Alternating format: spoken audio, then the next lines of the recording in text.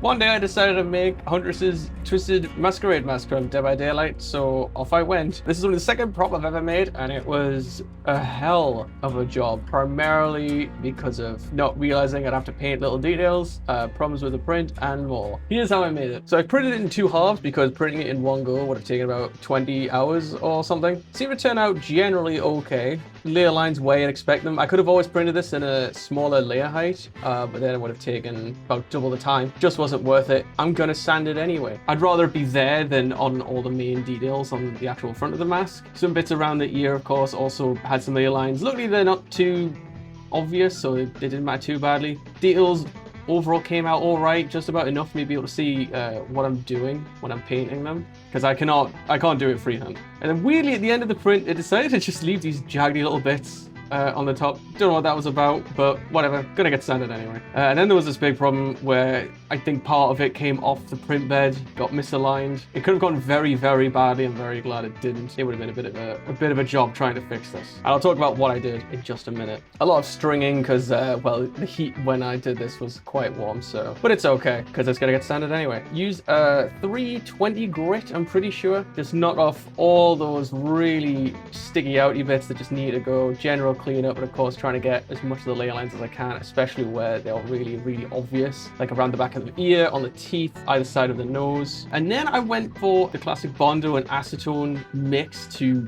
paint it on. I'm not exactly sure the ratio I used. I didn't really measure it out. I just kind of went with the vibes. But I did a big coating over the big flat areas because they'd be much easier to sand down if I applied too much. I was a little bit more careful with the details because I didn't want to sand them down too much to the point where I couldn't actually see them. And trying to sand in those tiny grooves would have been a total pain. Now, we'll say Bondo and acetone is very tricky to work with because it dries super quick and the consistency changes quite quickly. Even in the pot, like the acetone will just be evaporating in the pot as you're working, so it'll get thicker and thicker the longer you work with it. Also, little note, make sure you're wearing gloves, breathing protection, like a proper mask, not just like a little bit of cloth. I mean like a respirator and eye protection, because this stuff is no joke. So I made sure to put a big helping of this around the nose, and again around those really obvious areas where the layer lines are gonna really badly show. The choice is either sand it down a bunch or sand it down a bit and then put a bit of Bondo on it and then maybe sand it down again. Same with the teeth, just a big dollop of that all around the teeth, make them look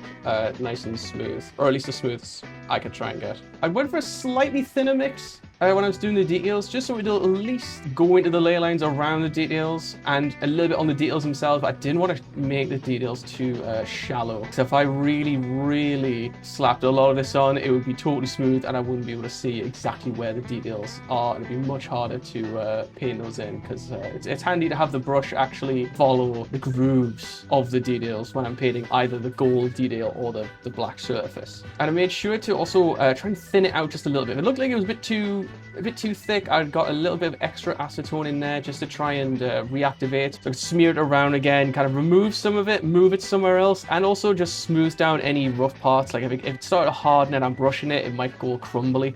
So the acetone helps to kind of blend it back in and smooth it out as and when I need it. So I hit a bit of a problem with the first half of the print. So I used the Bondo and acetone. Very effective in getting rid of the vast majority of the layer lines, especially on the nice big flat parts here. The details, I mean, yeah, you can still see them, they still come through. You can still kind of see them raised, but I worry that I put on so much that it's actually made those details more shallow. So it's going to be hard for me to paint, because I've got to paint these by hand. I don't think there's any way I can put a mask around this and just blast it, just do a big covering with the airbrush. I can't do this by eye or by hand. I can't. That's why I put the bumps on to begin with, so I can actually see where I'm painting. If I didn't do that, I would look an absolute state. It might still look a state, but less of a state, you know? It'll look like I at least tried. So I guess as long as I can still see the bumps, it should be okay. I do have a liquid mask from Vallejo. There you go, nearly. Liquid mask. It is kind of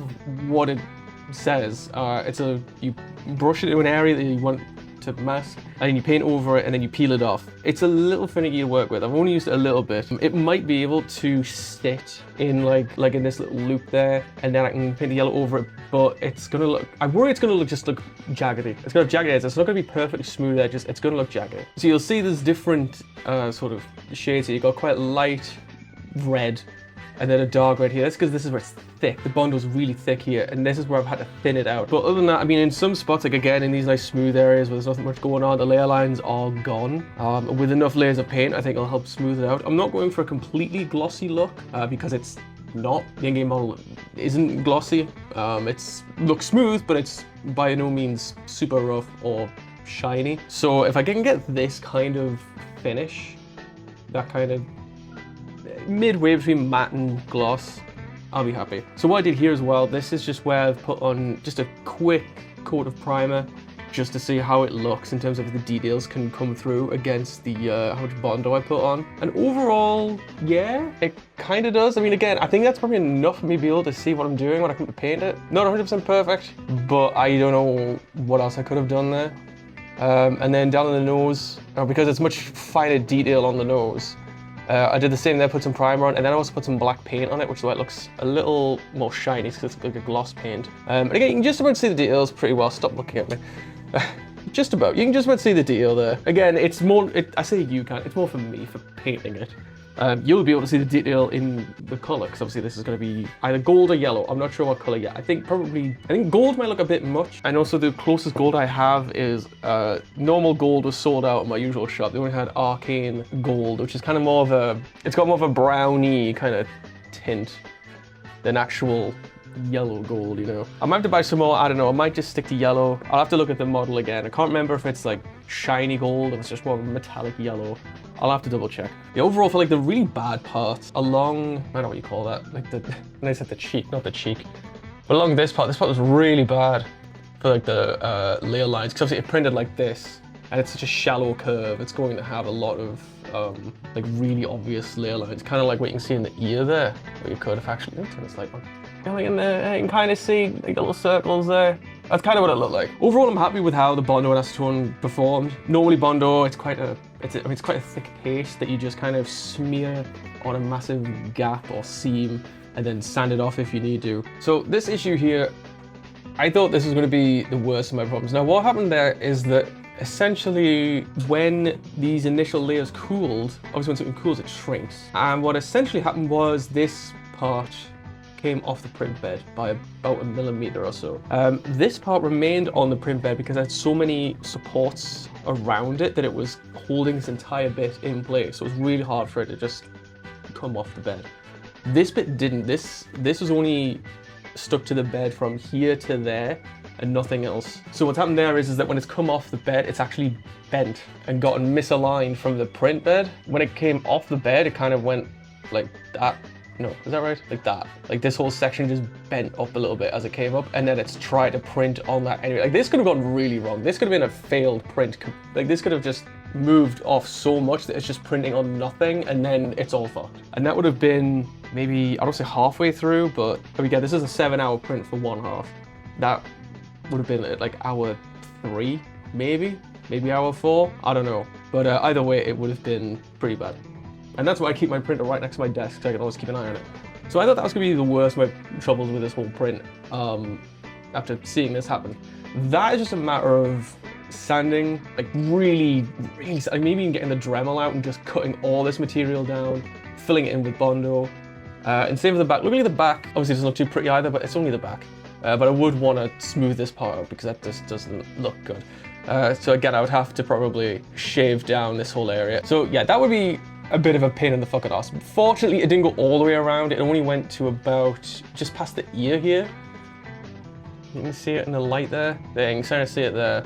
That's like a lot of Bondo, just like trying to smooth that out. But my plan was to print one half, process it, while the other half was printing. And so this one came out a lot better. It didn't do the same thing this did. What I did for this print was actually add a brim around the end, around the edges rather, to just give it more surface area rather than just this little part and this bit here. So it's like a 5mm brim around it to help give it more surface area to stick to the bed. And it generally seemed to have worked. There's none of that. There's none of that on this one. So clearly it worked. But problem is, once I let this dry a little bit and this was printed, I put it all together. Now bear with me because this is quite finicky. I put some dowels in, little holes here and little plugs to help stick it together, just to line them up. First of all, it does fit, which I was very glad about. First thing I did was actually try it on, and it does fit. But you can see here, I mean, obviously when it comes to, if I was to glue it, I'd be like pushing this gap together a lot more. But that's gonna take, I don't know how I'm gonna do that. So for starters, this top part here, that gap as a result of this becoming misaligned is horrendous. That's gonna take a lot of Bondo to seal that up. You know, rebuilding a flat surface with Bondo, it's not the worst thing ever, it's fine. But the problem comes when you go further down, it's just not, like, look at that gap. That gap is gonna be really hard to try and keep together. And because it's on all the detail as well, that's detail I'm going to have to rebuild. And ultimately it's gonna end up being like 1 millimeter wider, which is fine. You might wonder, like, why did I print it in halves instead of in one go? Because if I printed in one go like this, it was gonna take 20 hours. And I can't have a print going for 20 hours. There are 2 people that live in this house, and one of them would like to have some sleep. And that's mostly from support generation, because because there's all of this overhang, because there's all of that overhang like that. It has to print supports for all of that, and that's mostly where that print time comes from. So the other problem is, you can see on the nose there, right on the snoot, it's also not really lining up very well. Even though both of these stuck to the bed pretty well, they shouldn't be warped. And it's like, I'm forcing these together and they just do not want to touch at all. I don't know what it is, they just don't want to go together. Which again is not the worst. Like, I can rebuild that. Again, it's a pretty smooth surface, so I can rebuild that with Bondo if I really wanted to, but becomes a matter of, is this gonna stay together? Because if there's only a small amount of surface actually making contact, how is it gonna stick together? Because the dowels aren't gonna be enough. Like, something needs to touch here, you know? Like, there's like, I think the only bit that's touching is right on the nose. That's the closest bit, I think. Right up here, that's the only bit where it's actually making any significant contact. Like, you can see through so much of it. And again, I could like press on it really hard as it's sticking, but ultimately there's just too much going on where it's going to be dicey, it's going to be a faff. This is going to be a big waste of time and filament. I have 3 options. One is to print it like this, which isn't going to happen. The second option is to just fucking go for it. Just try and test myself, challenge myself to try and right the ship a bit. Third option, reprint this side with some adjustments to make it, well, to make sure this bit doesn't happen again. And then that's gonna give you a bit of a better chance at making this work and, you know, make it nice and clean and easier to deal with. But if I go for option 2, I can't go for option 3, because option 2 means I'm gluing these 2 together and it might go really wrong, and then I've lost this half. You know? So I'd have to reprint both sides again. As I'm new to this, I should challenge myself a bit. I need to learn how to solve this shit, because there might be a time where I don't have the option to print again. But maybe that's not today. I could at the very least just keep this as a practice, like to just experiment with it like I did with the paint, just to see how it comes through, see how the liquid masking works. Learn from this half and then apply that to this half and the second half that's already printed. Because as of now, I already made the decision, I'm reprinting this half. I've lost the dowels. I've flung it around like an idiot. Oh, where'd that dowel go? Shit. So that's where I'm up to. I've hit a snag and I'm having to redo an entire half. It should be done later today. Oh, there it is. Anyway, so now next task is to sand this and maybe not put so much Bondo on this time, even though it did help with the layer lines a hell of a lot. Don't want to lose the details. I think what I'll do is I'll sand this at the very least just to clean it up, because it does need a clean. It needs to get all these bits of strings, and then I'm going to paint this like I normally would, and I'm going to see how it looks after I've put on the yellow paint on some of these details. I'm going to paint the whole thing black, and you know what, I might actually just not put on the black paint. I might just keep the primer on, because the primer is quite like a matte finish, but then the actual paint is way more glossy, and I don't really want a glossy finish, but I don't have the matte paint. So I might just keep the primer as its main coat and maybe make it a little gray, because the mask itself is a little more, it's not sheer black, it's more of a, it's a dark gray with a little tint of blue in it. I'm gonna paint on the details just to see how they look, just to see if what is left of the raised detail is enough for me to paint over as like and act as like a guide, which is what I wanted. And I actually forgot my airbrush here.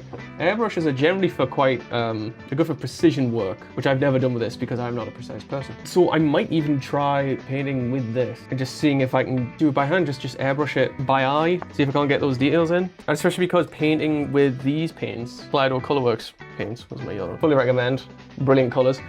These are thinned out already because they're meant to be used in an airbrush. You better just drop them in the airbrush, spray them, don't need to thin it or anything. And it absolutely does do that, but when you paint with a brush, it's a little awkward because they're so thinned out. So I think honestly really using the airbrush for the details is really what I should do. That's just what I should do, because otherwise it's going to be very, very runny and messy. I'm going to have to put on multiple coats of it with a paintbrush, and then I might try the liquid mask as well, see how that looks, see if that can sort of sit on the surface and not go into the details too much. Sometimes print goes wrong, so you just gotta practice with it. So if it does look good with just the primer and painting it by hand, either by brush or airbrush, that means I can use the same Bondo treatment on this other half, which is good, because if it doesn't, if I'm gonna have to lay off on putting Bondo on these raised details, I don't know what to do otherwise. My only other option is to give it another sand, which you can do with Bondo. You can sand Bondo, it's kind of what it's made for. But obviously trying to get into those little grooves, those little details are gonna be real difficult. So we'll just have to see what happens.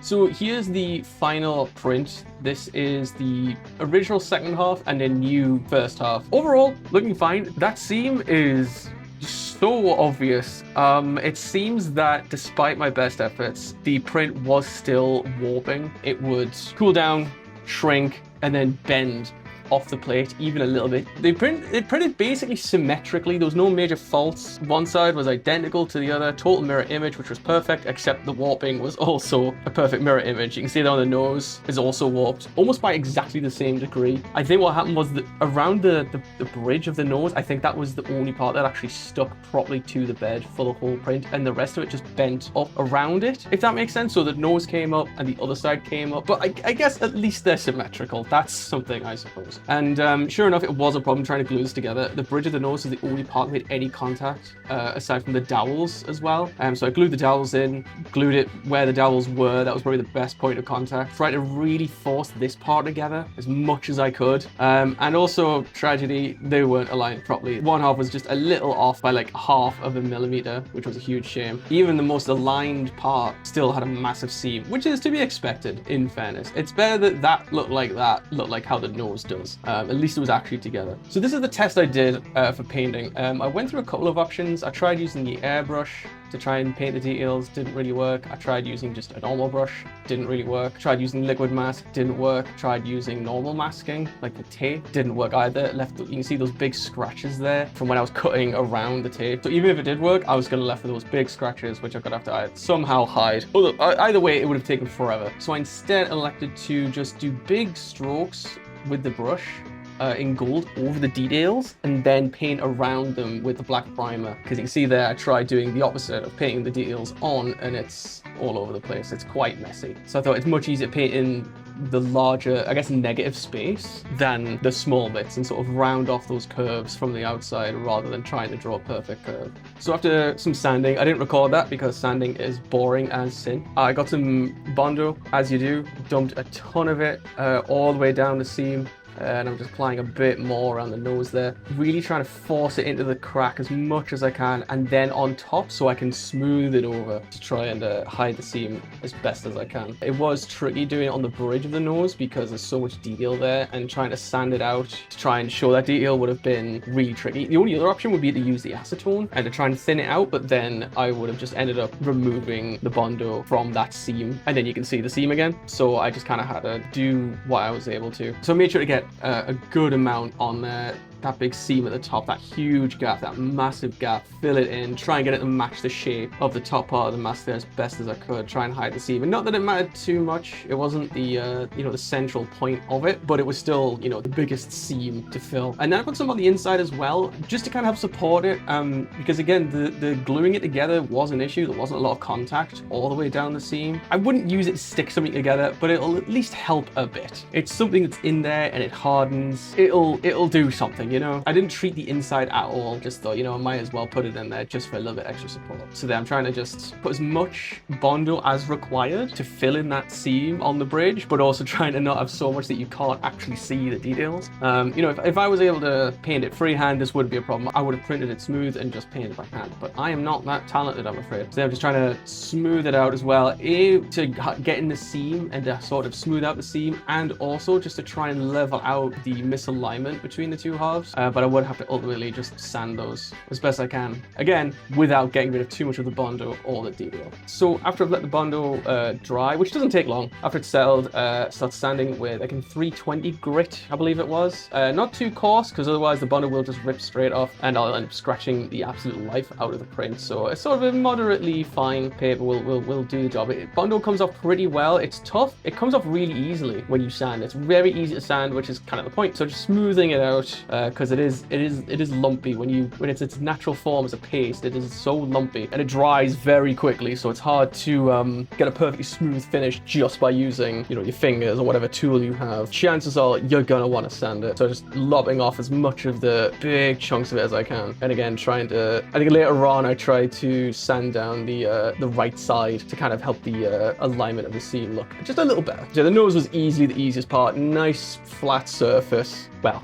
curved, but at least not too detailed. When sanding with Bondo, definitely wear a respirator. Bondo dust can get everywhere. Please make sure you're in a ventilated area. I had a window open just next to me there. I also had a fan going. I also have a little, it's like a tiny extractor fan for the nails, when people do nails, to catch the nail dust. And then I also wipe it down just to catch the Bondo dust. Wet sanding is very much recommended, not just for when you do more fine sanding and polishing, but also for if you're sanding things that have a dangerous dust, let's call it. Again, if you wet sand, if you're like in a bucket or under a tap or something, it immediately rinses the Bondo dust away, catches the dust, you know, reduces the chances of it going somewhere you don't want it to. But I don't really have that kind of space to be able to do that. Obviously I do have a sink, but I don't want to get Bondo all in my bathroom sink. But this did the job fine. This worked. It wasn't the most efficient, but it worked. I just got a wet paper towel and just wiped it down after a bit just to get rid of some of the Bondo so I can see what I'm doing. I would recommend either wet sand or have like a wet paper towel. Actually, no, don't use wet paper towel. Bondo actually kind of shreds the paper towels. So I used a microfiber cloth after this. So after that, I got some more diluted Bondo and acetone. I mean, it's really just 90% acetone at this point to help thin it out, spread out some of the Bondo on the seam, because there's still quite a lot. Instead of sanding it, might as well put it to good use. Might as well use the acetone to help reactivate it so I can move it around, spread it around a bit more. And I actually got quite a bit of coverage just from the Bondo I used on the seam. I was able to cover that whole central area, and again, it just helped to reveal the detail a bit more under the Bondo, because I applied just a bit too much, I think. But it is quite tricky to work with. I also recommend not having a pot of acetone directly under your nose. Even though I did have a respirator on, I could still very much smell it. I felt I was fine, but it's just not pleasant. I would absolutely recommend moving it a little ways away, not directly under your nose. So you can see there that Bondo is just from the seam, and I've just moved it around using the acetone to thin it out a bit. So after I thinned that out, I went to do big coats along the more smooth areas, like around the ears and around the edges of the mask. Well, where it was really bad, like behind the ears was really bad layer lines. And I tried to avoid the details just above the eyes, at least at the start, until I could kind of figure out the right mix of Bondo and acetone so it wasn't too thick or too thin. I left those for the time being. I definitely put on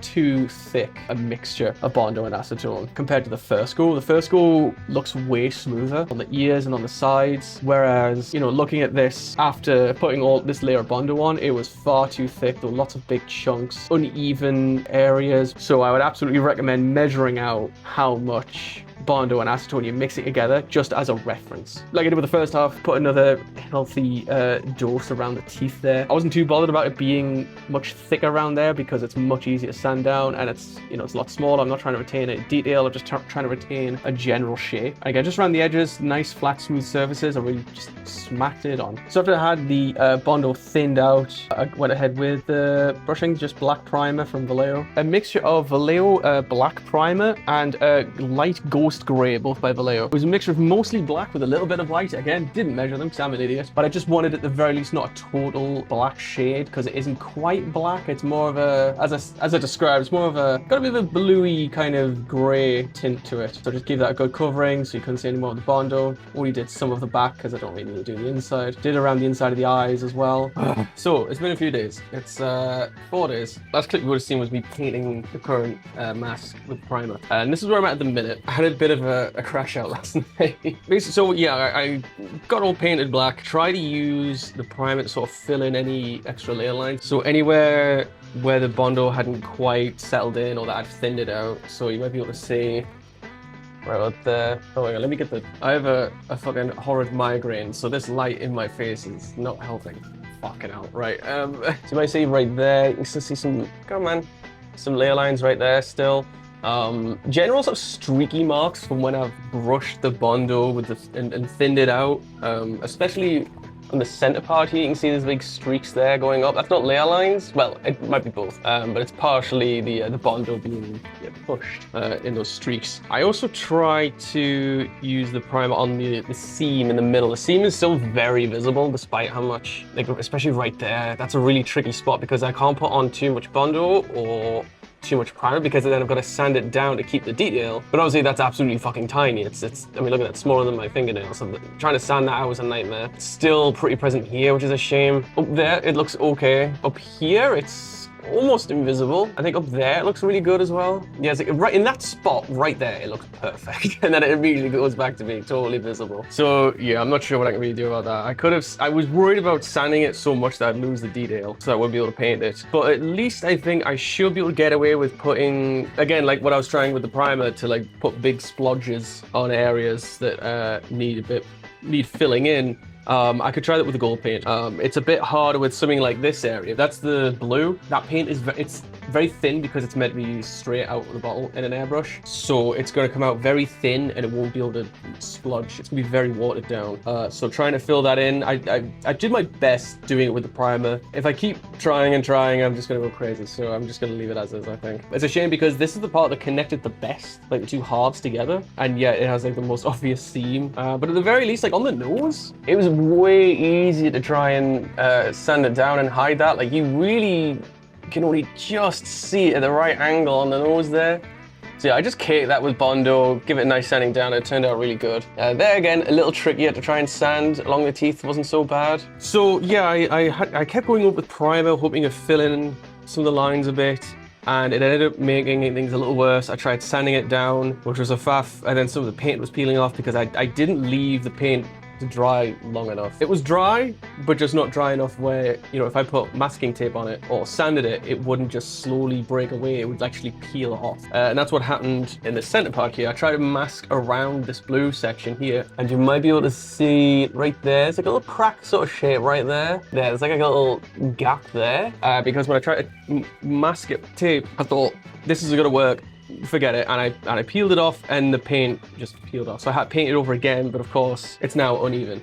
And that really fucked me up. So then I had to spend ages trying to paint it back in and try and make that gap not so obvious. And then I moved on to the gold paint. My strategy for the gold paint, I'm just gonna go over all the bits in just a big broad stroke of gold and then paint in between after. And that's kind of what I've started here. That's what I started last night. And what happened was this paint, it's a bit tricky because it's metallic, so it has like metallic flakes. It was all sputtery. I couldn't get any precision work done because it was like sputtering, it's only coming out in bursts. And it was very inconsistent. It was leading big spider webs, big splodges, and it drove me nuts. And I thought, oh, maybe it's because I didn't thin it, because it's not. Because the Kaleido Colorworks paints are thinned out already. This is Vallejo. This is not thinned out. So I tried that last night, put loads of thinner in, did the exact same thing. And initially, with the first time it happened, it was because I let it sit for a little while, which makes sense. That's a big no-no when airbrushing. Don't let an airbrush sit with paint in it for longer than it needs to. And that's exactly what I did. I was away for like 5 minutes and I thought it just settled, it clogged up, and that's what happened. But this time, last night, I poured the thinner in first to reduce how long the paint was going to be in it, because I didn't want to put the paint in and then get the thinner and then mix. I thought thinner, paint, then mix it. So at least the thinner is sitting on the bottom. Mix it up. It did the exact same thing straight away.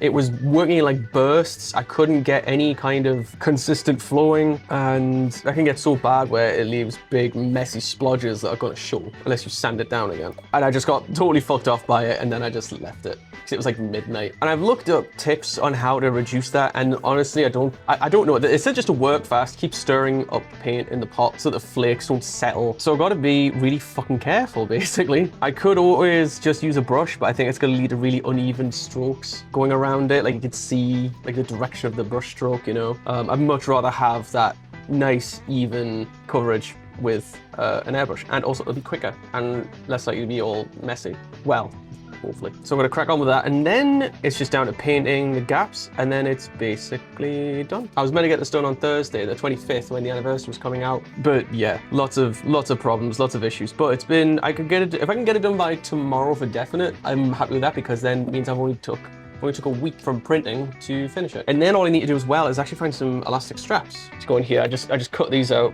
Just a ugly Boolean cut in Blender. So I'm gonna get on with fighting with this fucking gold paint and try not to crash out this time, and hopefully get it done by Saturday. All right, so I'm done with the second attempt with the gold paint, and it actually went all right. It was a little funky. I turned the PSI down. I usually operate at about 25 PSI. I turned it down to about 20, or between 20 and 18, something like that. I'm worried it's a little tacky still. I'm gonna try and pick it up. Painted. Oh, it's stuck to the. That's not good. Yeah, the color I wasn't too sure to start with. It's not proper gold. It's arcane gold. Is that the name? But I think it actually looks all right. The glossy, goldy, like the classic shine you get, I wasn't really going for.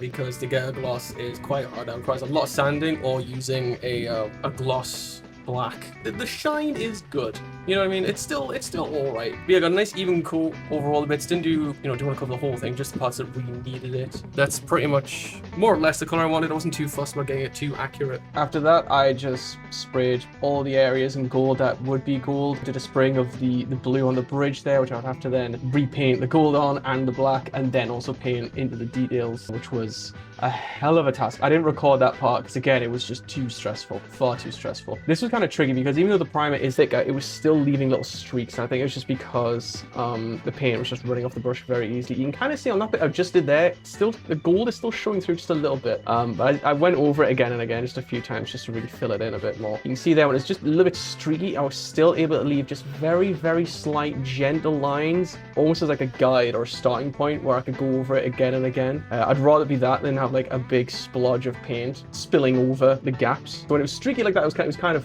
helpful. So this was kind of the whole purpose of printing it with the details as actual physical bumps, so that I could act as like a guide when I'm doing this. I could just kind of not just follow the curves, really. It was quite grueling. I wanted it to be a little bit nice and peaceful, you know, a bit zen, but it was actually stressful as hell because, again, I have quite shaky hands. This took about, oh boy, I'm not even sure. I want to say this took maybe 3 or 4 hours in total to get this all painted. I mean, that does include when I would go over it again and again to refill in the gold, then refill in the black. And there was a point where I simply had to stop. Otherwise, I would have just kept going and it would have driven me insane. And here is the finished product. I'll put some photos up and some nice beauty shots of it. Overall, I'm pretty happy with that. Looking at it with my actual eyes, there's quite a lot that's a bit of a state. If someone commissioned me to make this as part of a cosplay, I wouldn't be happy, you know? I would take a lot more time on it, especially in the early stages, just to smooth it all out, make sure I got the seam away. I would put a lot more pressure on myself. And I had to remind myself that that's not what I'm doing. This is just for like a display piece. And for my second prop, especially one that's this much of a faff, I think it looks pretty fucking good. Posted it around it on my socials and that, and people love it. I think it looks great. And it's not like anyone's gonna say it looks like shit, but you know, I'm glad people really liked it, and I really like it. When I was talking about it, someone said, I think it was Steve, shout out normal Steve. He said, did you learn anything from it that you could apply to future props, either this or something else? And I thought about it. I really don't think there was. I mean, there was a few things, like about using Bondo. This is the first time I've used Bondo in this capacity. Like before, I used it to fill in a few tiny seams. This is the first time I've used it actually coating the entire thing and having to really sand it down and work with acetone and stuff like that. So, I've learned a lot there for future prints. I've learned, it's best to use it for smooth surfaces because it's easier to smooth down. I guess if I did make this again, I would absolutely make the overall thickness, like of the actual, let me show you. I would make the thickness of this much thicker. Now I can wear this. I'd actually put a strap in the back there. It does fit very well, much better than I expected. But when I put it on, it creaked a bit. And you might be able to see there's like a slight crack right there that wasn't there before. And I was kind of shifting it around very fucking gently. And sure enough, the crack would like move a bit. And I thought, I should probably stop doing that. I should probably not wear it anymore because I think what was happening is obviously the weakest point of the whole print is right there in the middle, all the way up and down, and I'm pulling at it with this from like the worst point to pull it from, you know what I mean? Like that, if you wanted to break this in half, you grab here and like put your thumbs there and push that way. That's basically what I was doing wearing it. So I think if this was worn for a long time, someone had it on, they were shaking their head around a lot, or it had a bit of a big head and it was on a bit tight, I think it would absolutely break. And I was kind of scared about that. I was worried that it might break, like when I'm working on it, I might drop it or something and it just fucking snaps in a perfect half and I would have absolutely cried. So I think, I mean, there's every chance it's just bending a little bit, but I still think given, you know, again, given how thin the surface is and how little contact there was for the glue that I was talking about before, this isn't held together particularly well. And again, especially when you consider where the force is coming from. It's coming from like the worst points. So yeah, I'll definitely add a good extra bit of thickness, which will also help with the bed adhesion to stop it from coming off and warping, so that it can actually be a nice, perfect cut down the middle, and then it actually makes contact with more than just, you know, 2 inches of space there, and not relying just on the Bondo to keep it all together. So, you know, there's a few lessons, I suppose. I would probably make the bumps sort of protrude more, like be offset from the surface a bit more, because I wanted it to be quite subtle, because again, you don't really notice the bumps in the actual model, you just see the gold pattern. I don't want it to come off too much off the surface, because they look a bit weird, so I kind of guessed it. I think that worked to my detriment, because it meant that, you know, it's hard to see certain details, especially small details like this little center part here, and again on the nose especially. And it would have been much easier to sand. I could sand away so much of it and it would be fine, because again, it was just from my reference to paint. One thing I was also thinking about is, I was really racking my brain thinking, how could I have done this in a way where the painting would be perfect? You know, like I could mask it or something so that all these details are painted on or printed on perfectly.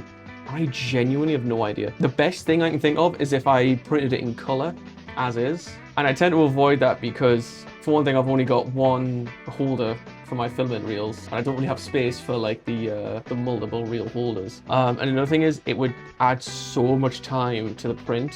Even if I did do it the same way as before, print it in halves like that, it would take even longer, because it has to change the filament color like so many times on every layer, like constantly changing between black and gold and then blue at one point. And it's just a huge waste of filament as well. I will try and avoid that as much as I can. I don't think it's really worth it, if I'm honest. I'm quite the problem solver. I'm a very creative problem solver, but I can't solve this. I cannot solve the mystery of how can I get all this put on here perfectly. One idea I had was to take the model and just have the gold and then printed that separately, so that this would just be black and then the gold would be like an extra plate to stick on top. I don't think that would work though.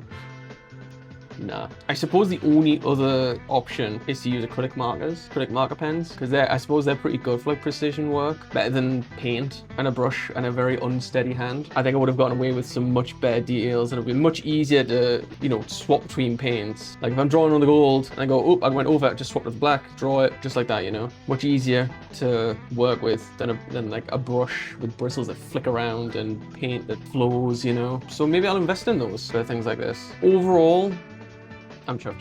But considering I did this in a week as well, like that was a hell of a rush job. I could have done it quicker. I took the Wednesday off. I'm really glad with it. If I did want to make this super duper accurate, I think I would have made the blue darker, because that's a very bright blue. In the actual model, it's a little darker. Gold is very, very, very glossy. It is very, very metallic and shiny. And to achieve that on plastic, making plastic shiny is tricky. It is a shame that I would like to, you know, be able to wear this. I don't know. Like, if I ever did decide to do a Huntress cosplay, it would be fun to wear this, but I do fear it will break in half. I'm not risking that anymore. I'm glad I managed it overall. I think it looks really good. All about learning from your mistakes and learning from little things that you never would thought would be a mistake, like when this did its funny little thing. You know, like you wouldn't even think of that. Now I do. Now I'm gonna think about it. Now I'm gonna be careful. Well, I very much appreciate if you stuck around for this probably too long video. I will try and get another making of video out for when I made the Lads 58 Talent from Helldivers 2, which I actually made before this. And do leave a suggestion if you have any ideas what I should make next. I have a big list of all sorts of different props, masks, guns, helmets, from all sorts of games and films and TV shows and so on. But if there's anything in particular you think I should make, do leave a comment and I will have a think, because this shit's hard. And if you have any advice as well, because I'm very new to this, I'm not an expert at any of this. There's probably so many things I could have done better, or that I might have just done completely incorrect. Any advice, feel free to drop us in the comments as well. Any support, of course, by subscribing, for example, hugely appreciated. And I have my Instagram page for the Astron Workshop down here somewhere. I will hopefully be back. I'll hopefully get a new print on the go after I've had a bit of a rest and making a video up soon. I do feel free to follow me on my other socials as well. I do stream as well. That's about it. Thank you so very much for watching. I appreciate the support. Take care of yourselves, and I will see you all very soon.